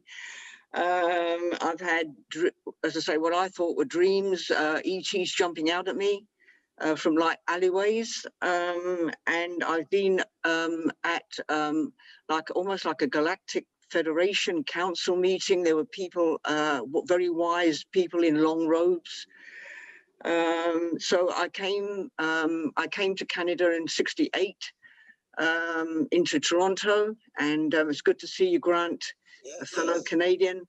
Of course, I met a friend and we went to all the UFO conventions. I've met Grant at the Alien Cosmic Expo last year. And I've met most of the people in the UFO field. I met Betty Hill. Barney had died of natural causes. And Travis Walton, Larry Warren from the Rendlesham incident. And then I had pneumonia, and I had a near-death experience. We've got time to go into a little bit of detail. I was I'd asked for a glimpse of heaven. I was in so much pain with this pneumonia that I was above the earth. The earth was like a blue marble, and there was this being in silhouette. The light behind it was blue-white, like a welder's torch. Our sun was yellow compared to this light, and the love that this being had. It had long hair and long robe, but the love, the unconditional love it had for humanity. And I asked it, does it know what's going on down there on planet Earth? And I went to speak with my lips, with my mouth, tongue, whatever. And it saw into my heart. It was telepathy, and there was no misunderstanding at all. And I cried because, you know, our words sometimes get twisted and distorted and misunderstood, and, you know, whether that goes back to the Tower of Babel or not, or whether God's confounded the language. Then I was told to let go of everything on Earth. And I thought it was the physical things, earth, air, fire, water, plants, and animals. But even the love I had for my mother, anything that would keep me earthbound, anything that would keep me attached to Earth. And then I stood alone in the universe, and actually in conscious. It was terrifying initially. I didn't know it was loss of ego or. Then I realized it was like I was God. There was no one to go to. And then I realized I wasn't me anymore. I wasn't Carol Stacey. I was just consciousness in a body. And that's what there is. It's just, you're right, Grant. It's just consciousness. And would you do it again? Would you do it again? Absolutely. I've got no fear of death. Beautiful. Right? Like so many around the world, so many thousand people around the world. And now I'm retired. I'm a member of 6 groups. And I've done presentations. I'm part of Hildegard's. Grant told Hildegard to start a group in Toronto because you've got the group in Winnipeg. So I'm a member of her group, and I've done presentations on remote viewing, transcending levels of consciousness. That's Sir Dr. David Hawkins. I've got one on the UFOs, the history of UFOs and extraterrestrials, going back to the cave paintings and coming right forward to now. And I've also done one on my near-death experience, my out-of-body experience. So that's where I'm at, folks. Thank you, Carol. What an amazing series of experiences you've had. Really extraordinary. Thank you for sharing that. And we're going to go now to Mary. Hi, Mary. Camera's on you. Hi, can you hear me? Yes, we can. Oh, great. Oh, great. I'm so happy to have this chance to connect because actually, Grant, I'm living on a lake in Southern Virginia, and I know Chris Bledsoe. There's a group of woo-woos here, and he's come and talked. And you may know the literary agent, Lisa Hagen. She lives around here, and I'm so glad his story's going to be told. I said, what's happened to him? And I haven't been to his place. But what happened to me, Mark, I was with, you are so amazing. I've told so many people about you. I did the 10-day harmonic convergence, and it was so, the frequency was so high. I loved it. And then I stayed up all night to do the connection, but I didn't have a contact. So that was fine. But the comet Neowise was coming, Neo or whatever, the comet was coming through. And so the next night, I went out on the kayak in late evening, and I just did the hewing and hung out on the lake, in the main lake. It was beautiful. And I did hewing. And no, I'm not seeing anything. And it was getting a little dark. So I start coming into the cove in the kayak. And by now it's getting dark. And there was this large light, like a bulb, kind of moving from the south to the north. And it was coming over me, and I thought, oh, that's interesting. And I thought, well, wait a minute, I don't hear any sound. And I thought, well, I don't see any like taillights from an airplane or anything. And then the penny dropped, and I said, okay, guys, if this is what I think it is, you need to give me a sign. I need a sign that, this is something happening. And it was moving very slowly, and it stopped right above me. And I thought, I just kind of laid back in the kayak because I didn't have my phone with me to take a picture. And I thought, wow, this is so amazing. You've heard me, you've connected, but Then what happened is I'm watching this ball, and then it just starts emitting like starbursts from this light. And I was like, I know it's 9:37. I was looking at it, was, summer. And there was like, it was mostly white, but there were some reds and a little yellows, and it, like sparklers and how they just trail off. But it was like and I thought, my God, this is amazing. So I just took it in. And then gradually the starburst just sort of went back into the light, and then it just gently faded back into the east. So I come into the house, and I get this text on my cell phone, and you, Mark, are having a group session, like a session. And I thought, oh, this is amazing. And do you remember there was a young woman who was having this experience, and oh, wow, this is great. And then Celestine Starr, the Black woman, the amazing goddess, she was talking about showing these pictures of clouds. And she said, people think that this is dramatic, but really what they're doing is they're giving you an opportunity to have an experience. I mean, it's nothing dramatic. And I thought, okay, this explains what was happening. They were, and so finally I sent messages to your group, to all these people that I could find but no, I said, can anybody tell me what happened?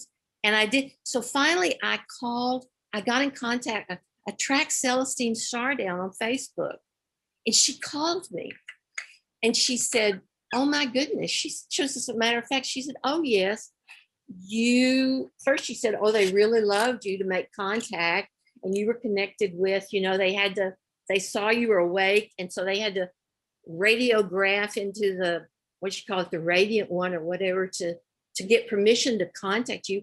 And they were giving you encoded signaling, light signals into your DNA. And that's what was happening to you. So I really feel like that is what's happened. It's like I am turned on. I am activated. And I've been doing meditation by breathing and studying the Buddhist since I moved to the lake. But I just get these messages of information. Okay, and I follow, and I call people, I tell them things, and it's amazing. So I just want to thank you, Mark, because of you. I mean, you set the frequency for me to be able to, number one, see it and make the contact. And anyway, it's just incredible. So thank you all for. Oh, Mary, it's our pleasure. It's my pleasure. It warms my heart to hear you say that, share your story. That's why I did it, was to help others see the light. But Grant, do you think it's just, I'm in research in medicine, and finally I just gave up because I figured, it's all consciousness. Everything is consciousness. I kept trying to, because I'm an alternative medicine researcher, and finally I just said, forget it, because that's what it's all about. But what do you think was happening? Was it real? I mean, it was real. I mean, I saw that. Does anybody have heard anything like this before? I'll come in for a quick second, having researched a lot of these sort of things. And keep in mind that any experience that any of you have, at the very least, it's real for you. Now, there's some experiences that take place in what we would call group consensus reality. The Roswell crash is significant because it happened in group consensus reality. Most spiritual experiences that we have, they're dreamy, they are, like Grant said, it's like when we die, we have an experience that our consciousness can conceive. So Christians see Jesus, and Buddhists see the Buddha, and some people see their dead Uncle Fred. So the spiritual experiences, the metaphysical experiences that we have, the UFO experiences, they are crafted for our consciousness. And so, as my teacher said, don't make a religion out of it. Don't get too caught up trying to prove that it really happened or trying to force it into group consensus reality, but just appreciate you've had, like any experience you have, whether it's a wonderful breakfast or a beautiful sunset or seeing aliens, it's an experience. Enjoy it, relish it, and again, don't make a religion out of it. Okay. And be a better person. I'll tell you just 30-second story. Barbara Streisand's stepson is an experiencer. He came to me, oh, hang on. And he told me that when they come to you, they go into your head and they see what's in your head and they'll build a story out of what's in your head. They have no other choice. They have to come in, they got to use what's in your head. And so that's what it is, but it's how it affects you. If it moves you along, that's great. Use it to your benefit and go with it. So because every experience is, as Scott is pointing out, will be somewhat different because you're part of what you're manifesting. Right. Yeah. Just like each of us has, so many different interests, hobbies, perceptions of life, so are these amazing experiences. Okay, we've got time for 2 more people. We're actually already way past 8:30, but that's okay.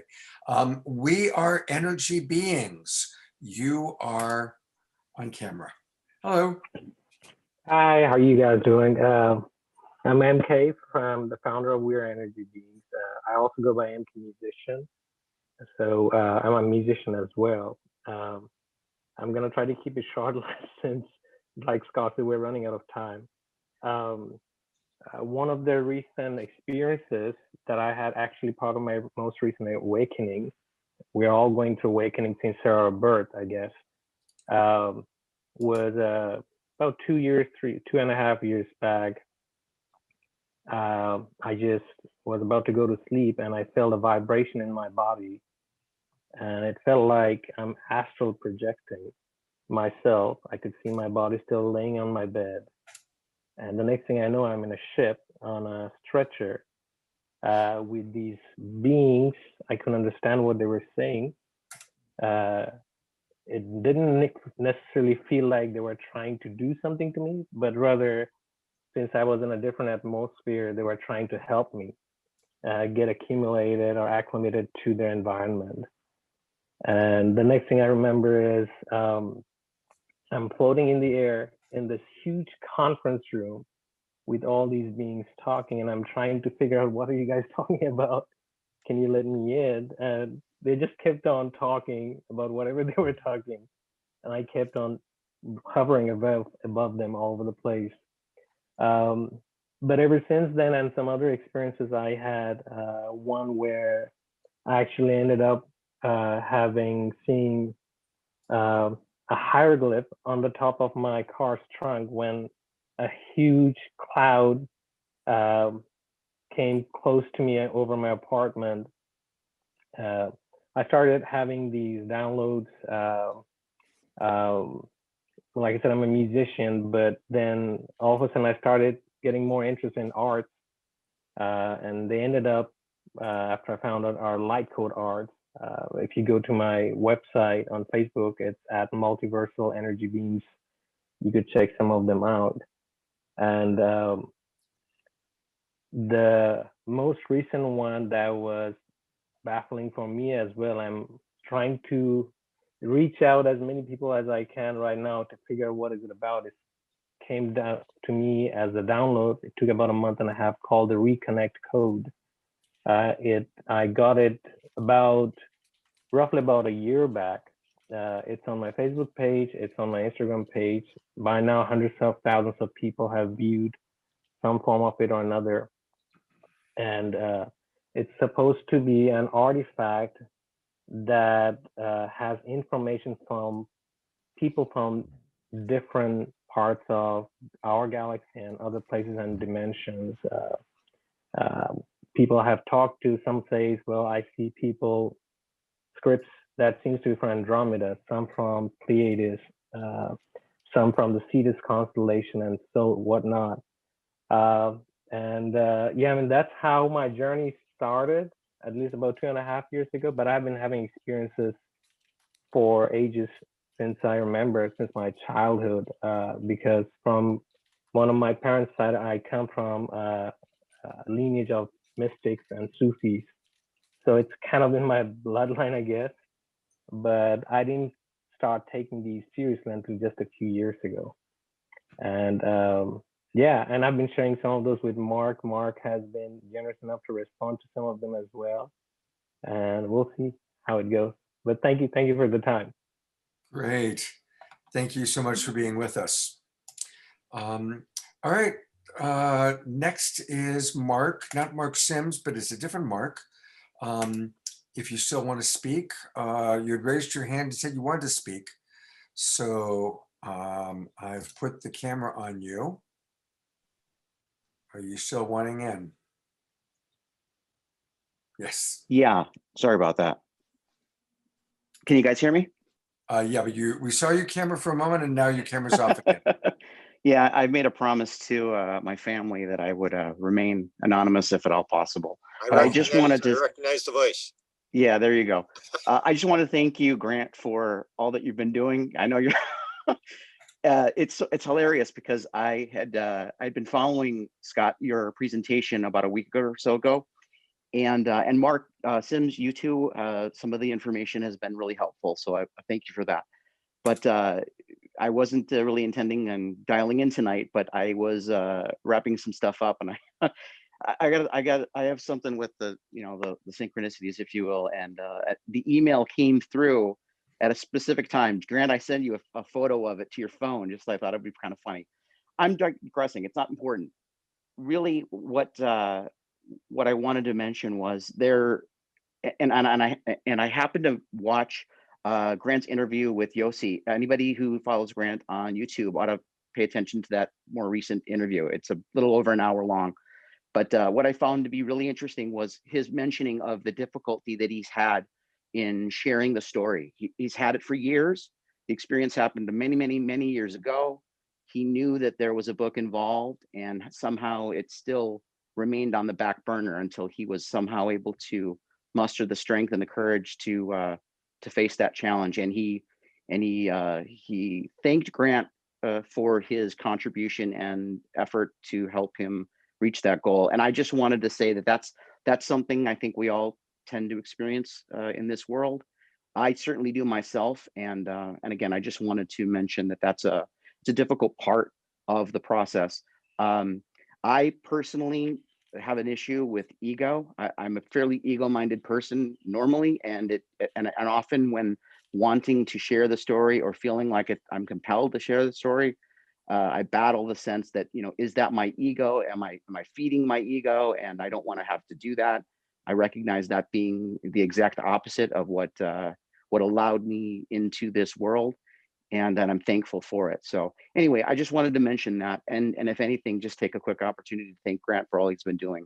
I don't get a chance to reach out as often, and I want to take advantage of that. Scott, thank you. Mark Sims, thank you. And Zenka also. Appreciate it, guys. Thank you so much. I should make a note that Mark is 2 chapters of my book, 2 modalities. He's an expert at float tanks, and he started getting messages in the float tank. And then I do the life after death contact modality, where Mark interacts with his father. It's a fascinating story. The book is worth just those 2 stories. So Mark is the focus of 2 chapters in the book. Wow. And while the spotlight is on you, we're wrapping up. Grant, do you have any final thoughts that you want to share? No, I usually leave with the understanding that oneness is the message, and that people have to realize this is the Super Bowl of all stories, that we all chose to come into the world if reincarnation is a fact. We chose to do something when we got here. So we're all on some sort of mission. All we have to do is figure out what is our mission, what are we supposed to do?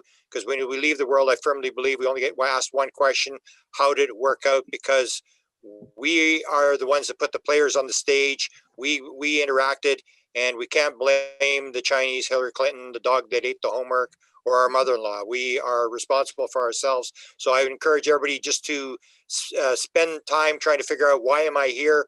what am I supposed to be doing, and then get about doing it and don't worry about everything else. Great. Thank you so much, Grant. It's been wonderful having you on tonight's show and on Saturday Night Live last week. Thank you so much. I have one thing to mention. Grant invited me to be on his YouTube channel, which I just posted in the chat. So this Monday at 1 o'clock, Grant and I are going to be together. He's going to record and then post on YouTube our interview. So I want to just put a plug in for Grant's YouTube channel, and that I will have be interviewed by him this time. So fun. And Mark, since the spotlight's on you, any final thoughts you'd like to share tonight? I'm going to be on Dreamland, which is the podcast that Whitley Strieber does. That will be next week. I believe that will be the 19th of February when he will, the interview we're doing is actually on the 16th. So we'll be recording it. It will be edited and then posted on the 19th of February. I am creating a website, ce6.world. It's up and running, but it's just a shell of a site. We're going to be populating that with lots of material. Initially, it'll be primarily centered around the radio experiments that I've been doing over the last 6-7 months that I've filmed, and I'm editing them down into nice little, very clear experiments that can be reproduced by anyone. And so look for that soon. I'll be making an announcement. But the big thing that ce6.world and the CE6 World Network is about is initiating global contact, having those of us who know that we're not alone, that we have our star family that have been with us. We are now aware of who and what they and what we are. It's time to initiate contact and wake up our brothers and sisters on this planet to the reality that we of who and what we are, and that I believe will catapult us forward in a very, very positive way. Beautiful. Thank you so much, Mark. And I want to remind everybody that Mark and I and a few others are going to be doing a big event together on March 7th, on Sunday afternoon, March 7th. Mark and I are really excited to continue the Making Contact project and program. So get your radios, because I think the plan is for us to all send out a signal and see what we get back. And for any of you who don't know, by the way, twice in a row, last Saturday night and then again on Tuesday night, we had Mark. He did his radio thing. Right after the shows ended, both times, they were chattering like crazy. It's hilarious. So we probably should have showed that video. I could pull it up real quick if you want. Pull it up real quick? Sure. Pull it up, and while you're pulling it up, I'll give Zenka a chance for her to say, Zenka, I'm going to put you on for a minute. What are your final thoughts while Mark pulls up that video? Yeah, just thanks for everybody coming tonight. I really do think that we're in changing times. This stuff, I always call it the post-taboo research buffet. This is going to be commonplace in the coming years. Everyone's curious about this, and our curiosity drives our future. And more people are going to be talking about it, asking questions. This is a great question to ask. What is consciousness? Are we alone? What are these galactic beings? So I'm so glad you're here tonight. I'm so glad you're curious, and I'm so glad we're learning together. Great. Thank you so much, Zenka. Thank you for all that you do. She's got the best energy. Hey, I also want to remind everybody before I go back to Mark, to watch Saturday Night Alive tomorrow night. It's Valentine's weekend. And so we're doing a special show, of course, about love. And about the greatest love of all, which is self-love. That's right. Self-love is not selfish. Self-love is how we really fill our own vessel. Because you know what? When we love ourselves and our vessel is full, we want to give to other people. We aren't selfish then. We contribute to the well-being of others. So we've got a great lineup. Margot Anand, the Grande Dame, who wrote, literally, I've got it right here. She wrote the book, The Art of Sexual Ecstasy. She's been in retirement for years, and I pulled her out of retirement to come be on our show tomorrow. And we've got a lot of other people, Andrew Harvey, just a really great group and amazing musicians. So join us tomorrow night, 6 o'clock Pacific time, 9 o'clock Eastern for Saturday Night Alive. All right, Mark, you got it queued up, buddy? I do. We're ready to rock and roll here. Let me just optimize the video and sound. And can everybody see that now? Yep. Okay, so this is what happened after Tuesday night's show. And so the first minute here is going to be just the very end of that show. I'm still on the computer in the Zoom room with Scott. Here we go. Don't make a religion out of it, and don't get lost in trying to interpret any of it. Remember, it's all a great mystery. And so it's important to keep that spirit. You know, it's human nature. We want to figure it out and understand it all. But let's be like Rumi. Let's just stay in the great mystery of all of this. Because it is ultimately a beautiful and grand mystery that we get to all experience together. Yes, absolutely. Thank you, Scott. That's a great way to wrap it up. And thank you, Jimmy. Thank you, Zinka. And thank you, everyone, for Thank you, everyone. Thank you, Scott. Thanks, everyone, so much for being here tonight. Incredible presentation, Jimmy and Mark. Wow. All right, good job, everybody. See you Friday night. All right. Good night, everyone.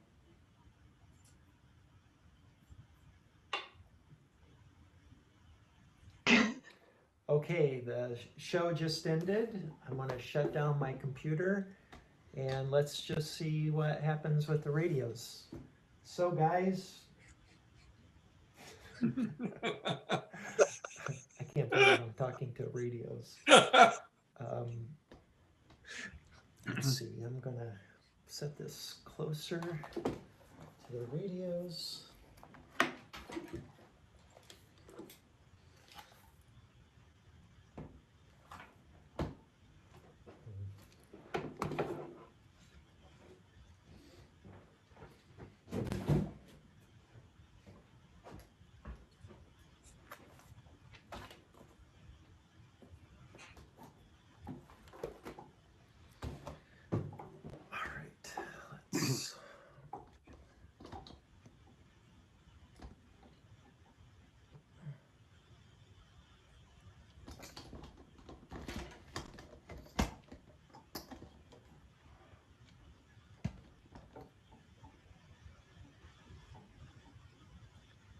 Okay, I'm going to go use the restroom. Let's. Oh, there's the red one. Oh. Look at this. Now you're going off. This is just too funny.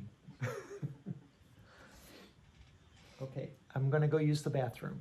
Can I go use the bathroom with? All right. This guy is a joker. This is just too funny. Okay, I'm gonna go use the restroom.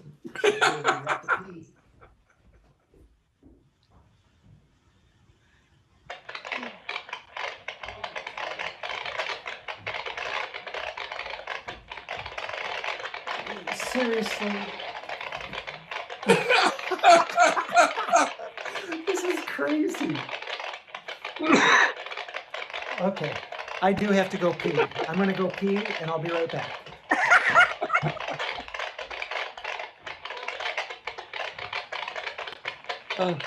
So that's, it's, a few more minutes of that. The radios go crazy. And anyway, that's my life with these radios. I've got them right here. I've got, how many do I have here? 5, which I've had here. They're on, but I have them, the volume turned down, and I haven't been observing them. But they don't appear to be doing anything at the moment. But I haven't been interacting with them at all today. Go to the bathroom. Yeah, I'll go to the bathroom now, and let's see what happens. This what happened on Saturday night. Same thing. The moment he went to his bathroom, they go crazy. And his beloved said, "Sweetheart, you better come back here." And you know, it's, I don't know, there's something about you going to the bathroom that gets them all going. Right. The theory of wow. So, yeah, the radio experiments that I'll be putting online are really mind bending, and I'm looking forward to seeing people recreate these experiments. And I know that they work because Zinka, you've done it yourself, and she's a witness to the success these radios are in a contact modality. And I think there is something special about the radio as a contact modality in that it's a personal one-on-one, you know, relationship that you develop with the radio. And there's an energy that comes through their transmissions. It's, although they're not words, there is certainly an energy. You can sense excitement or, you know, discussions. You know, I'll talk to them and they'll answer yes or no. And I can tell whether it's a yes or no. And Zinka knows what I'm talking about. It's really remarkable. Fascinating. I want to give my partner Trish a chance to say a couple of words since this is Straight Talk and it's her show. Trish, anything you want to share? Anything that stood out for you tonight? Oh man, it's always a party when Mark comes on. Is what I love to, you know, it's always just amazing and wild and so connected and heart-centered. And I'm so grateful for Zinka and Grant and Mark. And the other man that shared, can't remember his name at the moment, but thank you so much for always bringing the connection and the contact. Woo! Please come back again. Thank you so much. Thank you, Trish. All right. Well, I think that pretty much wraps us up for the evening. Thank you, everybody, for joining us. Make sure you join us again for tomorrow night, Saturday Night Live. Definitely 2 weeks from tonight for Zenka's next Exo Metaverse show with Adam Apollo. And also join Mark and myself on March 7th, Sunday afternoon. And you'll all be getting emails about all these things. So thank you, everybody. God's blessings. Have a beautiful evening and look to the skies and look within. Good night, everybody. So much. God bless.